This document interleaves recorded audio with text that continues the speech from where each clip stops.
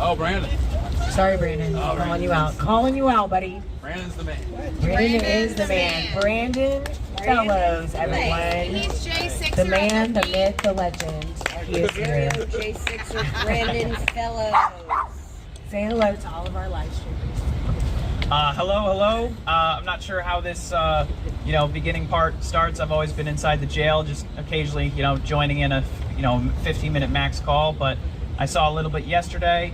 We weren't sure what my conditions were going to be because I've literally just got out on Monday from Philadelphia. So I was in from June 15th, 2021 until Monday. And then I was on 5 months of house arrest for that. Prior to that, for taking 2 hits of weed inside the Capitol.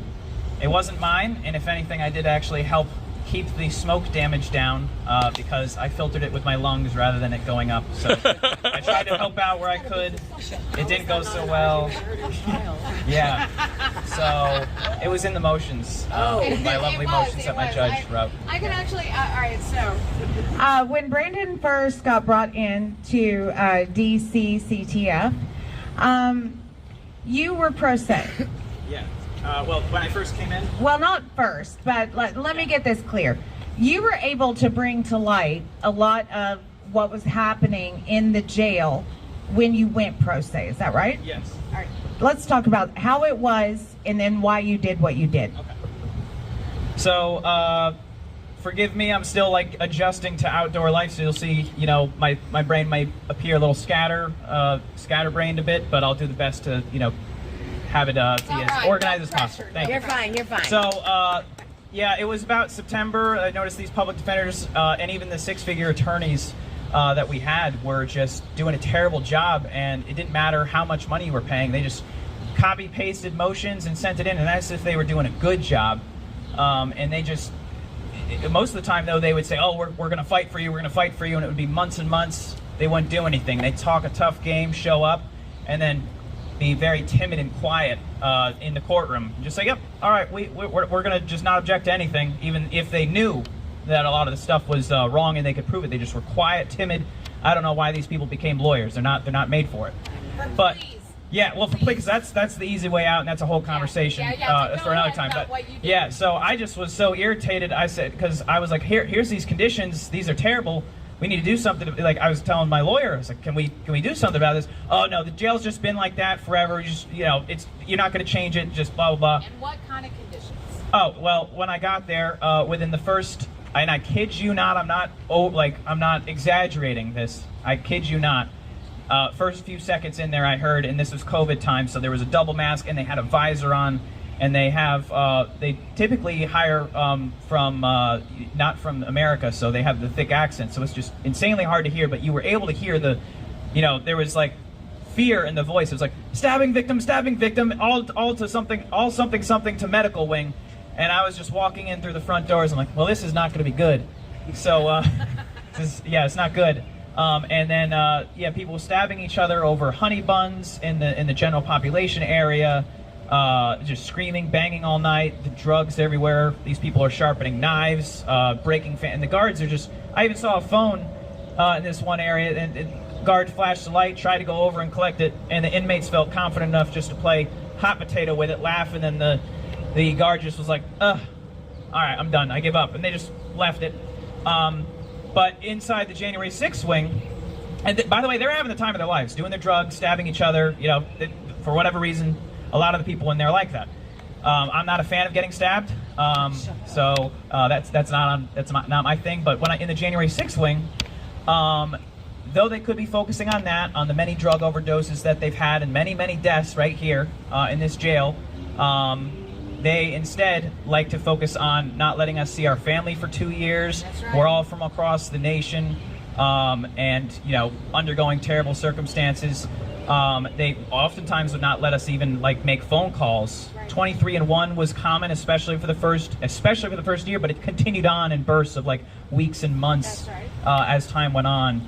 And then, some of these people were convinced we were domestic terrorists. The things they would say was emotional abuse, which some people say, oh, it's not as bad, but it does get to you when all these things are built up, especially when these people have literally destroyed your lives. But a lot of us are veterans, a lot of us were business owners, we loved our country, and then it's like a lot of them viewed it as like, wait, why is our country doing this to us? But while we're in there, it's just, we're not getting haircuts. You got to burn your hair off if you want a haircut. I had to do that, chemically burn it off for haircuts, because you're just looking like wild cavemen in there. You just want to feel human. And my family, Democrats, I love them, but I talk to them, and they just, despite that it's their son, who's not afraid to tell the truth, they just couldn't believe that this is happening. They're like, they thought something was going on with me mentally, like to where, no, this just can't be true. This can't be happening in America. Something's up with this. It wasn't until those videos, I'm jumping ahead briefly, but I don't want to spoil it. And I do want to point out that Brenda was very, I'm going to say noble in lots of aspects, and not to give you a big head, but you did go to the hole, and you were able to capture a lot of videos of what happens when you were in those types of conditions. Is that right? Yes, it is right. So, what I know I jumped ahead, so I'll jump real back in a sec. But those videos helped convince my, again, I love them, my Democrat family, who didn't really agree that this was going on, and I ended up getting told by lots of people like, "Wow, I can't believe this is happening." But let me rewind real quick and go to answer your question. So I started researching and reading the law with the outdated, law books in there, and I started saying, oh, okay, so they're not supposed to do this, they're not supposed to do this. But what really helped me, which I knew all this stuff generally, but I was like, okay, here's the laws that state it, but we weren't able to do anything about it because they have this thing called the Prison Litigation Reform Act. Basically, long story short, you've got to go through a 4-step process to exhaust this grievance process before you can bring seek remedies from the court. And that takes forever, and it's really annoying. And well, long story short, I started making motions that said, hey, I've tried this, I've tried to go through all these steps, and it's broken in many ways, is the language I used, and I cited examples, I gave evidence. I went around to different inmates and I said, hey guys, we need to write grievances on this, we need to show plenty of evidence for how broken it is from all different people, not just from me. That way they can't say, oh, well, that's just an anomaly. So, and we did that. We actually, we sat there and we actually, Rob Morse and I, known as Lego Man, we went around, collected a whole bunch of, we taught people that weren't as familiar, like, hey, here's how this works. Here's anything that can count as a grievance. Some people were like, trying to grieve absolutely everything. Like, we need spoons. I'm like, no, we don't argue that. Like, let's focus on the fact that we're not allowed to see our family. And yeah, no, we're gonna leave that stuff out. So, but everybody had genuine, sincere complaints, like mail not coming in, from little to big, but still illegal, all of it. And so then we sent it out. We had Ryan Nichols sneak it out to his lawyer. That was helpful. We were told in helping with the Christopher Worrell situation, which helped get the, originally it was supposed to be 400, but 188 DC inmates got kicked out. So we all came together and ended up helping this jail. The DC community and liberal media don't talk about that. That's right. So we're domestic terrorists that help this area by getting those inmates into actual good constitutional conditions. Right. While this city that Mayor Bowser has supposedly said, oh, we love the inmates, don't send them out of here, that's going to be cruel. No, she just cared about the tax money that was going to be leaving here. Like, oh no, we're not going to be able to they didn't care about it. It's funny, the January 6ers do that, but you don't hear these media people that supposedly care about social justice bringing this up. But back on topic, following that, the marshals actually showed up, and they were supposedly there to answer complaints of us, and they were like, oh, sorry, we can't do anything, was basically their answer to that. Like, oh, so sorry to hear that, but we can't do anything. You have to grieve it. So I just raised my hand, and then I remember the date exactly because I was so proud. I was like, oh my gosh, I can't believe this. Because I had been made Donkey of the Day for a twisted thing, and they were like, this is why you shouldn't represent yourself. And I'm like, I know I'm doing good. I was like, they twisted this thing, but I was like, it's going to be, not studying law, you're going to have some mistakes along the way, but that wasn't an accident. If you look into that thing, I purposely said that, but I'm not going to get on that story. Works. Yeah. So anyhow, I raised my hand and I said, well, Marshal, Chief Anderson was his name. He's in charge of 53,000 or 56,000 pretrial detainees. And I said, well, what if step 3 of the 4-step process, literally we cannot get access to it? And he said, well, then we could actually do something about this because that would mean that it's broken. And I said, well, I can show you it right now. I had it prepared. I was just waiting. And then we had these little tablets, and you have the electronic button. Click step 1, 2, or 3.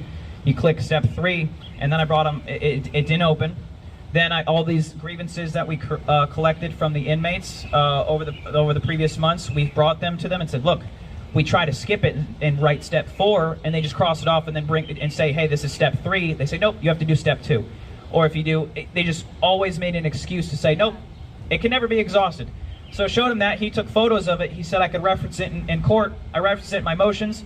March 16th, 2022, they come out. It could have been March 17th, but it was one of those 2 dates.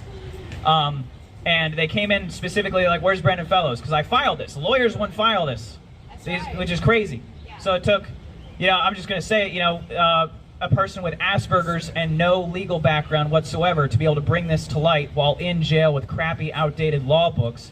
And I'm not giving this entirely to me because I was praying up a storm in there. And I think God had a huge, huge part in this. But yeah, and this stuff, they came in and said, not only do we agree, but there was an external and internal investigation report that just came out. The Marshals was the external. The internal was the DOC, Department of Corrections. And they actually went further than what I said, and their language said, it's completely broken. I said broken in many ways. Yeah. They said completely broken. So they said, we're expecting your judge, Judge McFadden, to rule on getting our religious rights back, on getting our haircuts, on getting all this. We're telling the jail they better get their act together. And so I was expecting a huge, huge victory. The judge didn't give it. The DDA showed up and started lying about the Deputy Director of Administration, so got her subpoenaed in my trial. And then there's this guy in an orange suit, arguing with her about the conditions with no legal background, and she's like, nope, that's not how it goes. She's debating like Kamala Harris. Excuse me, can I have my time? Nothing of substance, just nope, not true. And my judge was just, again, believing it despite all the clear evidence against it, despite the Marshals, despite the DOC.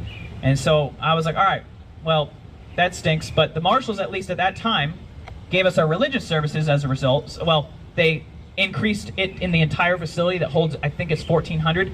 They increased it from 0 to 10. So I think that comes to 0.3%. Yeah. So, yeah, 0.3% of the people in there had their First Amendment rights given back. That's it's a terrible start, but it's... Yep, and we were never chosen, but it was a start. So that was their way of, all right, we're going to start following the law. And then we also got haircuts, though. Too late for me, because I had burned it off with chemicals that they give you. Yeah, and so probably going to need some Nutrafol or something, because my hair, I used to go to rock concerts and bang my hair a lot, and I can feel it. That's how I dry my hair when I get out. It's not as thick, and I have great hair genes. So, yeah. But to start wrapping the story up, yeah, exactly. So I've got hair as thin as my grandfather now. You can't maybe tell, but anyhow, I'm mad about it. So I couldn't tell that. Yeah. So this is my grievance right now. So starting to wrap this up though. So a month later, so I'm in solitary confinement, being punished. But like, there's a bigger story to it. But overall, it was the DDA and the jail was really mad about this little.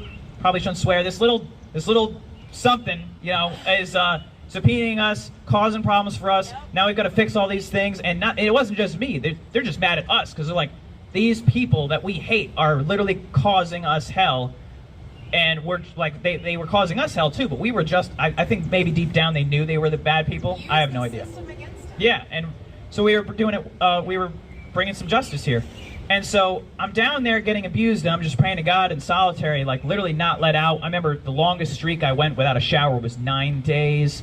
And then the DDA, like I said, had lied about it. And all of a sudden, these idiots finally give me my Discovery laptop. And they gave me one that had recently been updated, and these idiots left the camera app on it. And so I said, oh, well, I'll just create some video evidence to show some of the conditions that she said didn't exist. So I created them, and I was going to wait to get out to release them, but I figured it was a good week to release it because we had 3 fentanyl deaths in that week. And I said, oh, let's just bombard the news, but the liberals didn't care about it. They say they care about these jail rights, they care about this, but it's only if it benefits them. So they didn't care about the non-Gen 6ers dying from the fentanyl and getting stabbed. They didn't care about us. They do not really care. It's virtue signaling. And so So these videos get released and the judge punishes me over it. Yep. And says that I was live streaming and that, he punished me for it. And then I got brought down to the hole. I was threatened by the guards because they were freaking out because they were selling drugs to the inmates. Got that on recording. And I haven't gotten the chance to check those videos. I've just gotten out on Monday. I don't know which ones I still have and which ones I don't. So the other one was on another USB drive. That the judge, I said, hey, they took it. Lawyers tried to show up and grab it for me, and they said, no, we think there's videos on this. And then they lost it, despite that it has global discovery that at the time they said was a threat to national security out in the public. These people that are charged with being in charge of this stuff lost it. And then the judge says, this is a quote. Oh, well, it seems to be a loss through the sands of time, Mr. Fellows. I guess we'll move on. Because it was part 2. Yeah, there was a whole bunch of more videos, so I haven't gone through because I've just gotten out which ones were there. It's been 2022, but yeah, so eventually I got attacked, got kicked out of the jail, and then I went to go help reform another jail, and Tammy was very helpful. She came out there and helped us too, and I'm sure lots of other people that remember I'm in there, so I'm sorry if I'm not saying other names. You know, it's hard to remember what's going on out there. You know, we're only focused on what's going on in there and our phone calls, but thank you to all of you guys here that helped us get out of there. And then we got kicked out of that jail, which is crazy. We got kicked out of jail. I got kicked out of jail twice, and we get sent to Lewisburg in a penitentiary pre-trial because they're like, we don't know what to do with these guys. And they treated us great. They're like, all right, just stop messing with them. So we got treated great over there while it lasted. And then I came back here, and though it's wrong that us January 6ers are still being held here as literally the Capitol, how many times has it been stormed the past, even just while this has happened, let alone in the history. And I mean, actually, not like taking selfies with the people, like a lot of, like, for instance, like I witnessed a lot of that day. And it's just crazy that, they're still doing all this, but, the conditions did greatly increase in there. Yeah, they did. So, it's still wrong that they're in there. It's, they shouldn't be held in there. But yeah, that's I guess a little bit of a long version of kind of answering your question. No, it was really great because it was a great snapshot of your story. Absolutely, Brandon. And it absolutely shows that no matter how right it was to file what needed to be filed about the jail, the lawyers do not want to put themselves out like that. So he literally had to take it into his own hands. And there are a lot of things in Jan 6 cases that do not get argued because the lawyers refuse to argue the point. That's right. Yep. And, and we've just gotten used to it at that point. But yeah. I just want to add something on there. And I've seen this plenty of times, especially with the January 6th community. It's kind of like, all right, you don't want to take the plea deal. All right, well, I think it's kind of like a sense of like they annoy you to the point like, hey, you paid $100,000 for these lawyers. Oh, we're going to file these motions. And then they wait months and months and months, don't give you that motion. Oh, well, you could go get another lawyer. They'd love that because they've already collected that money. Yeah, please get out of my hair. Yeah, if you're not happy, go get another lawyer. I'm going to keep your money now. I don't have to take calls from you anymore. So I've seen a lot of that. Yes. I'm going through it right now. With Guy. So very much you're on the shakedown all the time with these lawyers. And it is a shakedown. It absolutely is. And so Brandon, thank you for being out here. Thank you so much. Everybody loves to hear from you. And I'm gonna come back with we had a little bit of a day, but I'm going to come back with that. We're going to do that intermission. Hey, my chat. Stay tuned to find out what Stay tuned. My chat wants to know if Brandon is going to be on the J6 dating app. Well, I was waiting. We were waiting because Timmy has more information on that. I already asked because, as you well know, I am building the J6 singles website. That's right. And I just asked Brandon, we'll have to get your profile set up. And he said that right now he is just going to focus on himself and bettering himself and getting himself, just back on his feet. Well, I had to ask the question. Ready for love. They wanted to know. Him. So, sorry, ladies, he's not they on the market. They wanted to know. Yet. I'll let you know when he is, though. Okay, so I do want to say Mickey is still in California with her dad, and so much love to her and her family. And now I'll take it with some music or a call. Take a call. A call.